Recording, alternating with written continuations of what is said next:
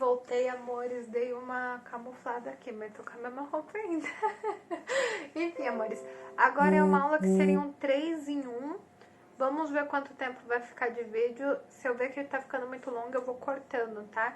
Então, por isso que eu deixei só derrame pleural, mas se eu ver que dá pra colocar mais uma em seguida, eu ponho, tá? Vamos ver o tempo do vídeo. Bora lá. Então, o que é o derrame pleural? Ele é o acúmulo anormal de líquido na minha cavidade pleural. Lembra lá das pleuras que a Pro desenhou lá, que tem a interna e a externa? No meio delas ficam a água, tá? Que é o espaço virtual entre as pleuras parietal e visceral, as quais deslizam uma sobre a outra, tá? Essas pleuras, além de elas protegerem o meu pulmão, elas que permitem, né, fazer o deslizamento, para não ficar, né, friccionando e esse pulmão se romper, tá? E elas são separadas por uma fina camada de líquido. Quando esse líquido se aumenta, a gente chama de derrame pleural. O volume de líquido normal nesse espaço pleural é de 0,1 a 0,2 ml, tá? Do meu peso corporal, e ela tem que ter o aspecto límpido, tá? E aí a gente vai falar um pouquinho sobre a fisiologia, né, do espaço pleural. Então, o líquido pleural, para ser considerado normal, ele surge de vasos, né, que são localizados ali no meio das duas pleuras, né, de ambas as pleuras, na verdade. Então, esse líquido ele flui, né, através de uma membrana até a minha cavidade pleural, né, que é esse espaço entre uma pleura e outra, e sai do espaço pleural através de vasos linfáticos da pleura parietal, sendo absorvida na pleura visceral, né? Mantendo o espaço pleural apenas com uma fina camada de líquido. Então, gente, aqui o que acontece? A pleura, né, parenteral vai formar esse líquido, a pleura visceral vai absorver esse líquido e no meio dessas duas pleuras vai ficar um pouquinho de líquido, que é um líquido muito clarinho, que é esse 0,1 a 0,2 ml, tá? Uma pequena porção do líquido também a pleura parietal absorve. Então, ela é a doadora para a pleura visceral e ela fica com um pouquinho para ela se manter também, e o resto fica no meio das duas. Quando este mecanismo, né, de produção de líquido sofre algum colapso, a gente pode ter o que a gente chama de pneumotórax, tá? Que é a presença de ar entre as duas camadas da pleura. Então, o pneumotórax, quando que ele ocorre? Não tá produzindo líquido, não ficou líquido entre uma pleura e outra, ali surgiu um ar, ficou um ar naquele espaço, naquele vácuo. Aí eu chamo isso de pneumotórax. Se eu tenho esse líquido em quantidade excessiva, eu chamo de derrame pleural, ok? Deixei as fotinhos para vocês relembrarem as pleuras, tá? Características desse líquido pleural, perdão. Então, ele é um líquido transudato. O que é isso? Pronto. Ele não há envolvimento inflamatório das pleuras, tá? O acúmulo do líquido é resultante do aumento da minha pressão hidrostática sistêmica ou pulmonar, ou ele vem através da diminuição da pressão coloidosmótica do meu plasma. Calma que eu já vou explicar isso daqui, tá? Que eu sei que ficou meio grego. Então, gente, esse acúmulo de líquido vai acontecer, por exemplo, quando a pessoa tem um ICC, que ela tá com excesso, né, de líquido do corpo, o corpo dela não tá conseguindo excretar esse líquido, né, e aí eu começo a ter acumulação de líquidos e por isso a pessoa sempre vai ficar inchada.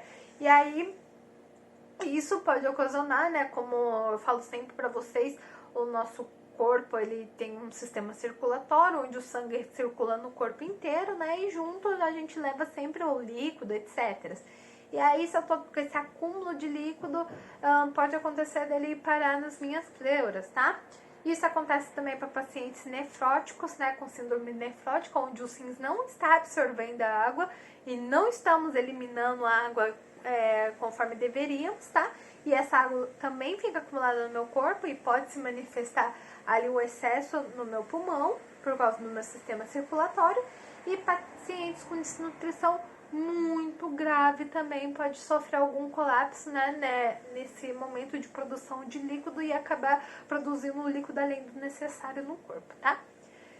E exudato, que seria? Resulta de doenças, né? Que é uma reação inflamatória do meu local, né? Com aumento da permeabilidade capilar, que deixa os vasos mais fininhos, onde ocorre o extravasamento de proteínas para o espaço pleural.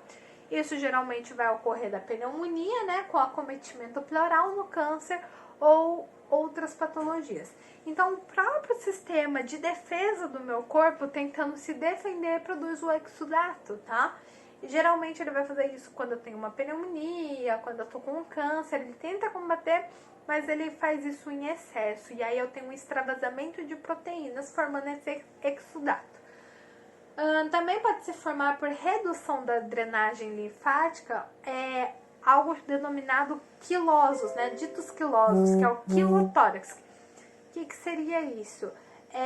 Como, né, eu não tô conseguindo drenar todo o líquido do meu corpo, ele vai se acumulando, e como tem exudato misturado junto, ele forma tipo massinhas, tá?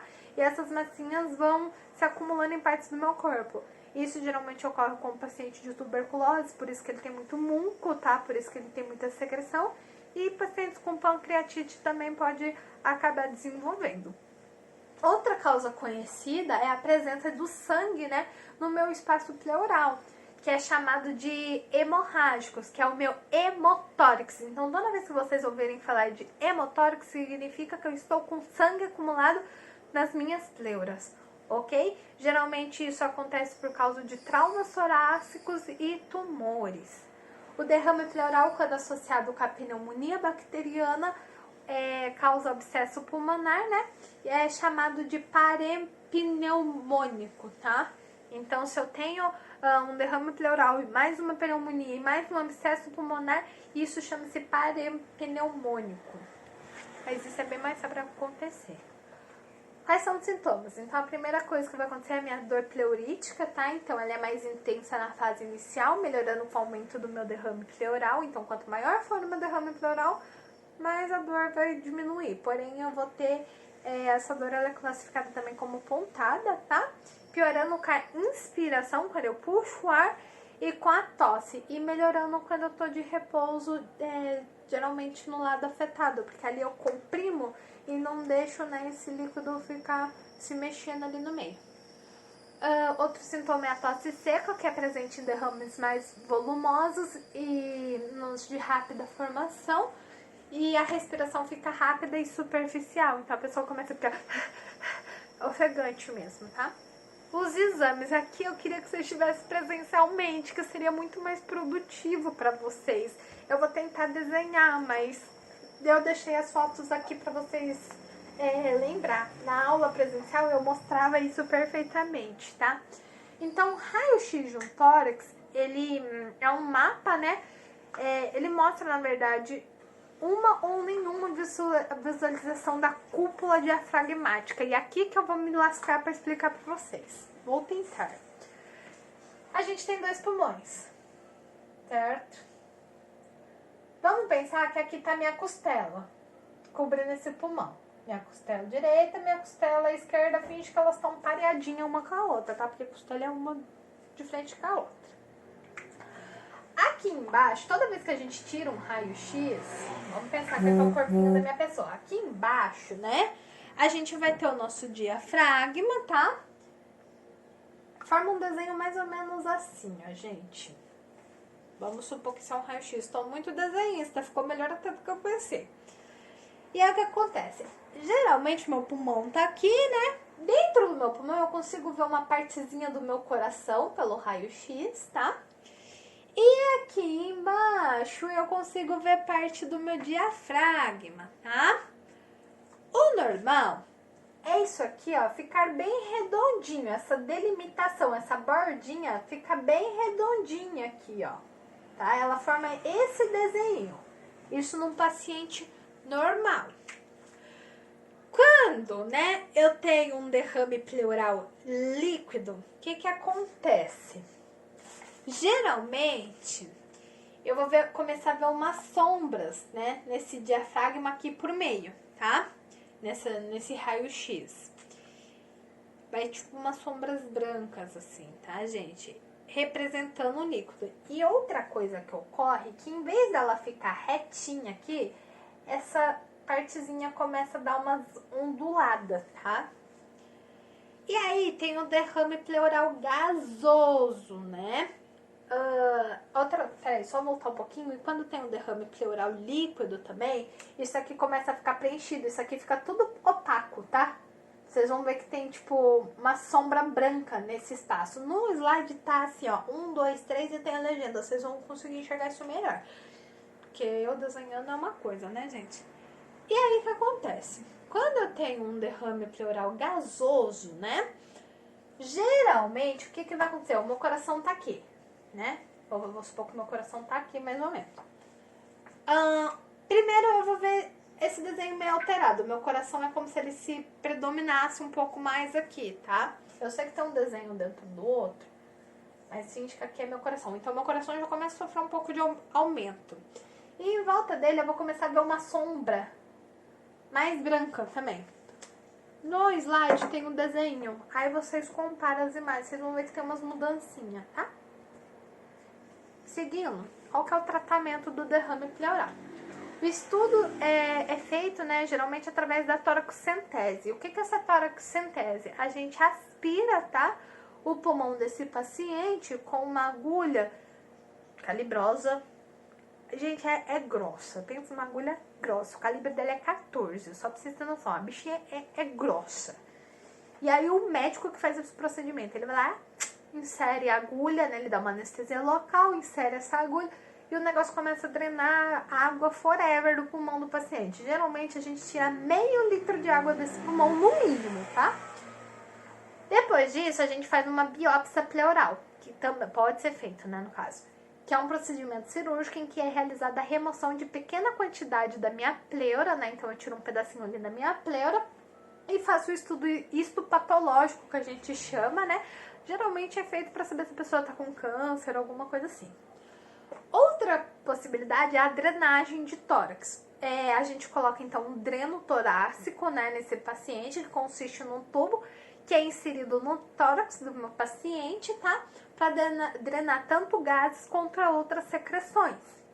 E por fim a gente faz a pleurodese química, que é um procedimento que consiste na inserção de uma droga, né, lá no meu espaço pleural. E quando eu falo droga, gente, é medicação, pelo amor de Deus, não é cocaína, não é maconha, não é nada disso, tá? Que vai induzir um processo inflamatório. Então a gente põe propositalmente uma droga lá para causar uma inflamação, fazendo com que o pulmão vai adira, né? Aqui é adira? Nossa, que palavra estranha. Eu acho que é adere, tá? Eu escrevi errado aqui. A parede do peito, né? Ou seja, ele gruda lá na parede do meu peito, de forma a prevenir o acúmulo de fluido ou ar nesse espaço. Então eu incho, vamos supor assim, o meu pulmão, tampo tudo o que tá aqui no meio para não passar nem líquido e nem ar ali, tá? Deixei a figura de tudo para vocês no slide também. A imagem 1 é a da toracocentese, a segunda embaixo é a do dreno de tórax, em cima é a drenagem de tórax e a última é a pleurodese química, perdão. Cuidados com dreno de tórax, isso aqui é uma coisa muito importante para vocês, tá, pessoal? E, gente, pasmem, tem muito técnico que não faz ideia de como trocar uma água disso aqui. E, cara, é a coisa mais fácil do mundo. Então, eu tenho que manter a fixação segura do dreno, né, torácico, a parede do meu tórax e o tubo em frasco com selo d'água. Eu coloquei a imagem, gente, do que é esse dreno de tórax aqui pra vocês verem, tá? Eu coloquei tanto fictícia quanto a foto real pra vocês entenderem, tá? Mas, dentro desse frasco, ele é como se fosse um tupperware grandão, com uma tampa. E dentro dele eu tenho um canudo, tá? Jamais coloquem a mão nesse canudo, pelo amor de Deus. Vocês nunca podem pegar a mão nesse canudo. Vocês só podem encostar no que tá de fora desse dreno. Nunca põe a mão no que tá dentro. E aí, como funciona? Vocês vão lá, coloca 500 ml de soro fisiológico dentro desse dreno, com luva estéreo, tá? E depois você encaixa a tampinha dele lá, rosqueia, você não pode deixar esse selo d'água, que é esse canudinho que tem no meio dele, fora do soro. Por isso que geralmente a gente coloca no mínimo 500 ml, pra ficar lá a pontinha dele. Mas você também não pode cobrir ele inteiro, tá? E aí você deixa lá o paciente, fixa o dreno certinho, bonitinho lá no paciente. Quando o paciente for transportar esse dreno, né, ele tem que fazer isso da forma mais segura possível. Então ele nunca pode carregar aqui em cima, pelo amor de Deus, senão ele faz uma pneumonia, ele broncoaspira, é terrível. Ele sempre tem que deixar esse dreno pra baixo, tá? Se ele for retirado da unidade, jamais, gente, jamais. Tem uma pinça lá que vocês grampeiam, um grampinho pra fechar esse dreno, tá? Quando o paciente estiver andando, esse dreno tem que estar aberto. Pelo amor de Deus, nunca fechem esse dreno assim para o paciente ficar andando. Esse dreno tem que estar aberto. O único momento que você vai pensar fechar esse dreno é na hora que você for trocar a água, tá? O selo d'água. E uma coisa que eu indico para vocês, vai de 2 pessoas. Se vocês forem com 2 pessoas, é muito mais fácil. Vocês podem usar até luva de procedimento se vocês forem com 2 pessoas. Por quê? Uma vai desrosquear o vidro e desprezar o líquido, enquanto a outra simplesmente segura a tampinha com aquele selo d'água virado para cima sem encostar nele. É para isso que vocês precisam de 2 pessoas. Se você estiver sozinho, você põe uma luva estéreo e o campo da luva estéreo, você abre o dreno e coloca o selo d'água dentro desse campo estéreo se você não tiver colocado a mão nele, tá? Tem que ser tudo estéreo. Você jamais pode pôr a mão nesse dreno, senão você lascou a vida do paciente. Belezinha? E aí, depois que você terminou essa troca de água, já abre esse dreno, não deixa ele pinçado. Depois disso, você tem que monitorizar o local da inserção, né, pra ver se não tá tendo inflamação, se esse dreno não tá saindo, porque geralmente ele é feito a suturação dele, ele é suturado. Mas acontece, às vezes, do paciente puxar e acaba tirando ele do lugar.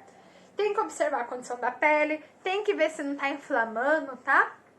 Tem que monitorar o aspecto e a quantidade do volume desse líquido drenado. Outra coisa, sempre que vocês forem trocar o selo d'água, como ele funciona? Vocês colocaram 500 ml lá de soro, certo? Vocês sempre têm que anotar o horário que vocês fizeram a troca e o volume de soro que vocês colocaram. Na hora de desprezar, vocês simplesmente vai abrir esse equipamento, né, o dreno, só que você não vai jogar fora a água sem ver nada. Você vai pegar aqueles saquinhos coletores de urina e vai colocar esse líquido dentro de um saquinho coletor, vai fechar esse saquinho e aí você vai ver. Às vezes você vai ver que o líquido tá tipo assim, 800 ml. O que significa isso? Não é que o seu paciente drenou 800 ml de líquido. Significa que ele drenou 300, porque 500 ali é soro fisiológico, tá? Então, apenas os 300 que passou é o que drenou de líquido. E isso tem que ser anotado no prontuário do paciente, ok? Lembrando que sempre que vocês forem fechar o equipamento, né? Você tirou a água, você vai trocar esse líquido. Você não pode deixar sem líquido lá dentro, tá? Então, geralmente a gente fecha esse saquinho, deixa de lado, coloca os 500 ml de soro de novo, fecha o dreno para depois ir lá contabilizar quanto de líquido tem, porque quanto mais rápido eu abrir esse dreno, melhor para o paciente. Quanto mais tempo ele ficar fechado, mais risco de pneumonia esse paciente tem, tá? Tenho que realizar o curativo estéreo, né, conforme for necessário. Pinçar esse dreno apenas para desprezar o volume drenado. Fora isso, vocês deixam aberto. Atentar quanto ao volume de soro fisiológico que foi colocado no frasco, porque, por exemplo, estou falando para vocês pôr 500 ml. Tem gente que coloca 600. Então, vocês sempre precisam marcar lá o horário e a quantidade para a pessoa saber quanto está drenando, tá? Marcar no frasco com adesivo a quantidade de soro fisiológico colocada, a data e a hora, tá? Porque esse dreno tem que ser trocada a água pelo menos de 12 em 12 horas. E verificar as oscilações do nível do líquido do tubo da sela d'água. Quando vocês põem lá o sorinho, gente, conforme o paciente respira, esse selo ele vai gerando umas bolinhas d'água, tá? E é isso mesmo, ele tem que borbulhar. Se ele não borbulhar, esse dreno geralmente está ou fora de um lugar ou ele não está operando corretamente, ok? Ele sempre tem que estar oscilando, que é tipo, o paciente inspira água, sobe um pouquinho, daqui a pouco ela desce, tá? Às vezes é sutil, mas acontece, ele tem que estar fazendo esse movimento.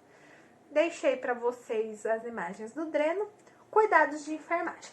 Avaliar sinais verbais e não verbais de dor do paciente. Verificar se há medidas farmacológicas para alívio da dor. Avaliar a eficácia da medicação. Manter o decúbito do leito elevado, que é a cabeceira do meu leito elevado, caso alguém ainda tenha dúvida sobre isso. Encorajar a respiração profunda. Atentar aos sinais vitais. Encorajar o repouso para evitar a fadiga. Realizar cuidados com o dreno de tórax, conforme os slides anteriores. E derrame pleural acabou. Eu vou passar para DPOC e eu vou continuar no mesmo vídeo, tá? Só que eu vou dar um pause para apagar a lousa lá para começar de novo. Aguenta aí. E voltei. E vou continuar no mesmo live, porque o DPOC não é tão comprido, tá, gente? Então, vamos lá. O que é o DPOC? Ela é uma doença respiratória também, né? É prevenível e tratável, tá? Que caracteriza pela presença da obstrução crônica do meu fluxo aéreo, que não é totalmente irreversível. O que é esse fluxo aéreo, pessoal? É a troca de oxigênio pelo gás carbônico, né? Que a gente aspira um e elimina o outro, tá? Então, a gente tem que manter oxigênio dentro da gente e jogar fora o gás carbônico. A obstrução desse fluxo é geralmente progressível e está associada a uma resposta inflamatória anormal dos meus pulmões, devido à inalação de partículas ou gases tóxicos causados principalmente pelo tabagismo, tá? Então, por que a gente sempre fala assim, gente, não era do cigarro, gente, para de fumar, porque vai gerando danos que não são reversíveis, não tem como eu recuperar um pulmão, né? E aí, se eu não respiro, gente, eu não vivo, basicamente, né? Mas todo fumante sabe disso. É uma consequência, né? Eu sei que não é fácil falar. Aliás, eu sei que é fácil falar e não é fácil parar. Não sou hipócrita, mas a gente sempre orienta. O processo inflamatório crônico, né? Lembra que crônico é tudo aquilo que não tem cura, tem um tratamento, mas não tem cura. E geralmente é progressivo. Ele pode produzir alterações nos meus brônquios, né, causando a bronquite crônica. Pode ocasionar alterações nos meus bronquíolos, que é a bronquiolite obstrutiva. E pode ocasionar danos no meu parênquima pulmonar. E lembra que parênquima pulmonar é o conjunto de toda a minha estrutura pulmonar ali. Causando a enfisema pulmonar, que é uma das coisas mais tristes e feias de se ver na vida. A predominância dessas alterações é variável em cada indivíduo, tendo relação com os sintomas apresentados. Quais são os fatores de risco para o DPOC? Primeiro de todos, o tabagismo, tá? Além dele, a poeira ocupacional, por exemplo, para pessoas que trabalham com mineração de carvão, com solda, né, que é a soldagem, etc. Processos de irritantes químicos, pessoas que trabalham em indústrias, né? Doenças respiratórias graves na infância, por exemplo, uma pneumonia, uma telectasia. E a desnutrição. Qual que é a fisiopatologia do DPOC, aquela parte chata da aula?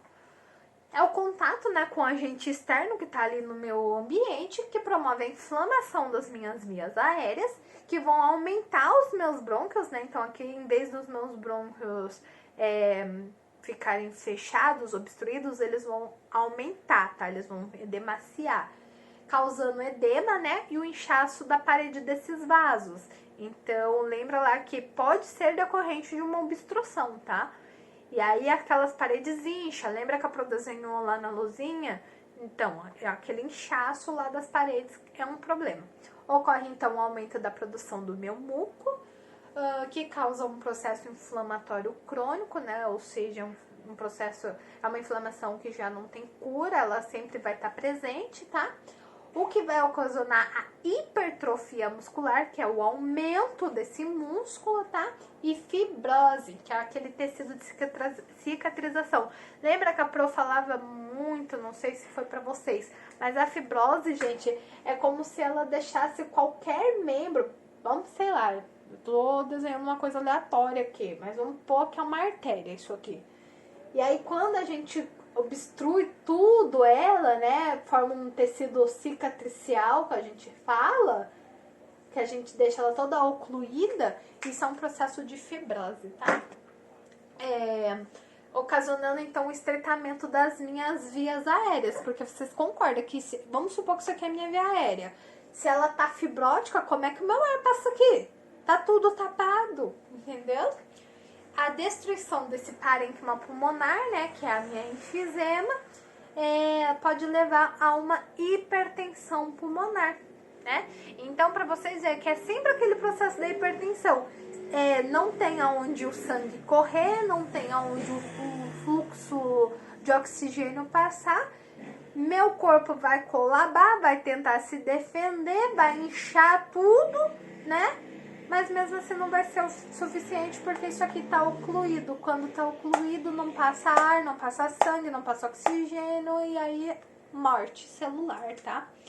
Além disso, ocorre a contração da minha musculatura lisa dos brônquios, levando à limitação do fluxo aéreo, ou seja, eu não consigo respirar e expirar direito, causando a hipersuflação pulmonar. Por quê, gente? Porque aqui eu só consigo expirar, mas o ar não tá saindo. Entra o oxigênio, mas não sai o gás carbônico, fica tudo preso lá dentro. Conforme vai ficando preso, isso aqui vai aumentando, vai dilatando, dilatando, dilatando, até uma hora que vai romper tudo, né? E aí, né, causa a hipersuflação pulmonar, que altera a relação ventilação-perfusão, né? Porque o meu ar não tá passando corretamente e não tá saindo, né?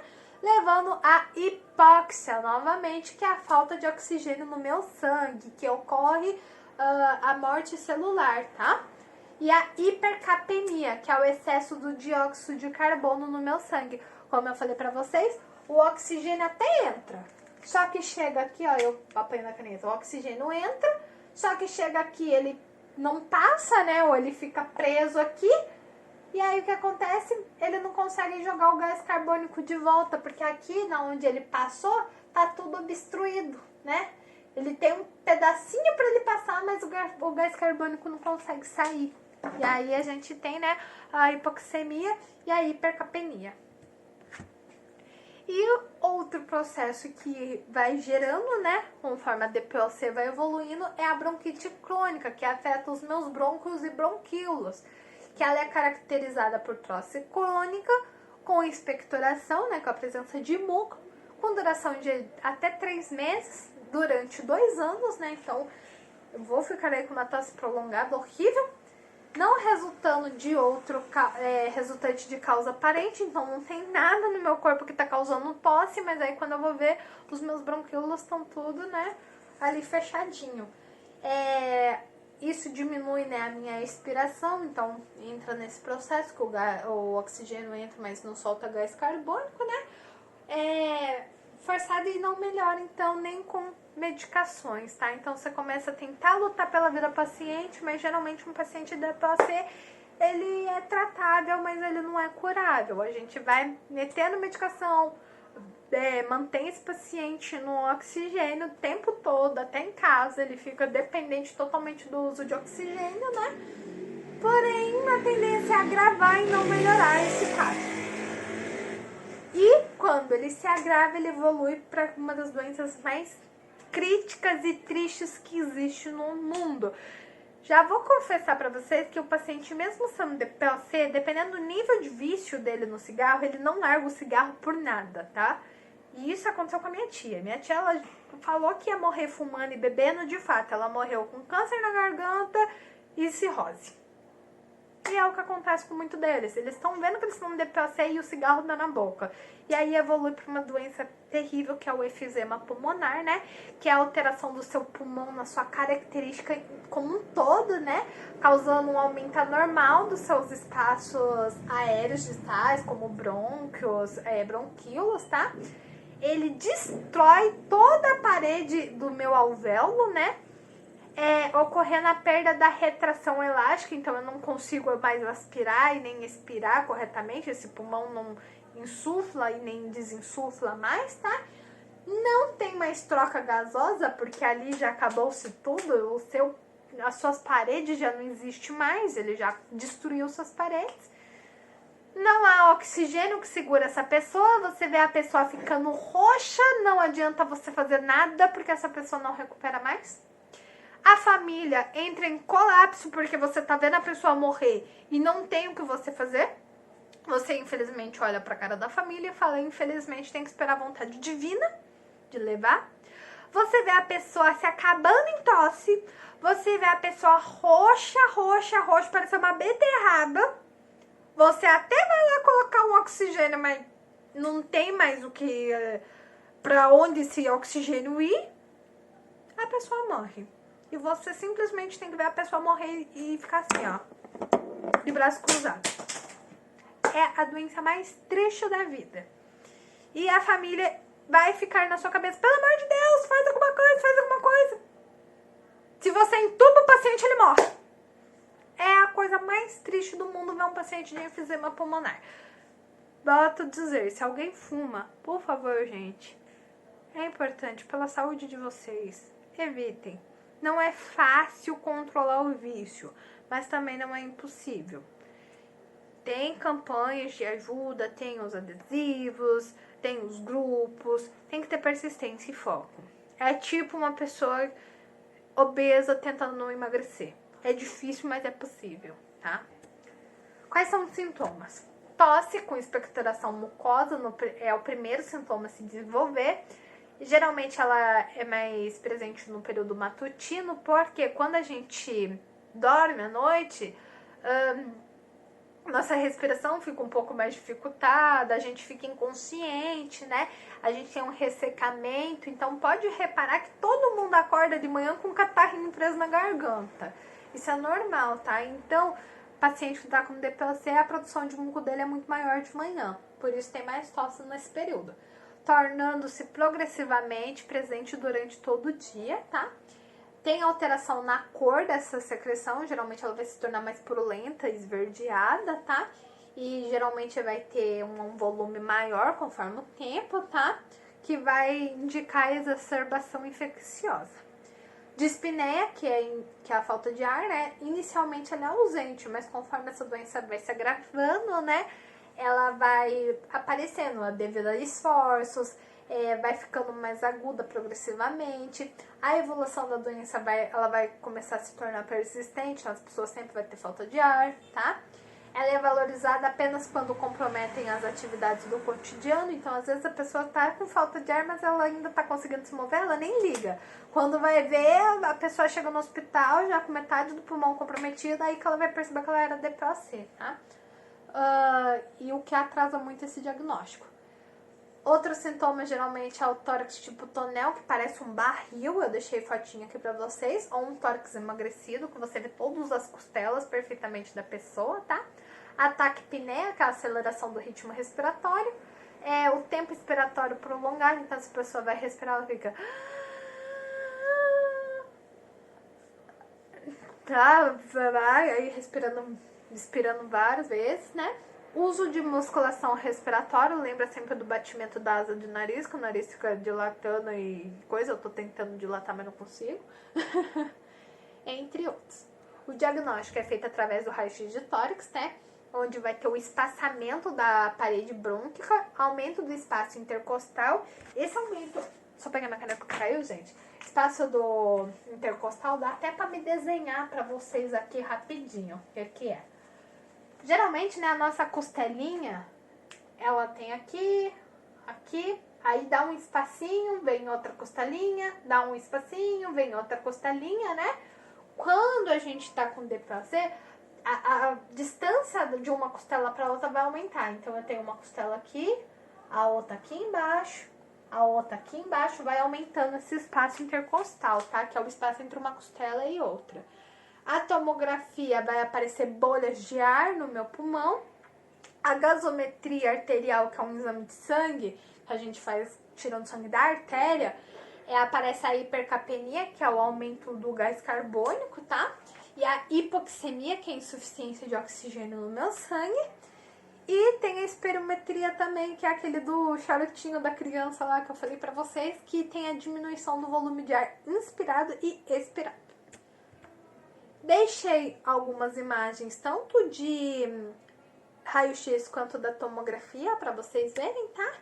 Tratamento: cessação do uso de tabaco, medidas preventivas de redução do impacto de poeiras e produtos químicos, prevenção de infecções através da vacinação, broncodilatadores, corticoide, antibiótico, oxigenoterapia, ventilação não invasiva, intervenção multidisciplinar com fisioterapeuta, nutricionista, médico, enfermagem, farmácia, redução de sintomas, melhora da qualidade de vida e melhora na condição física.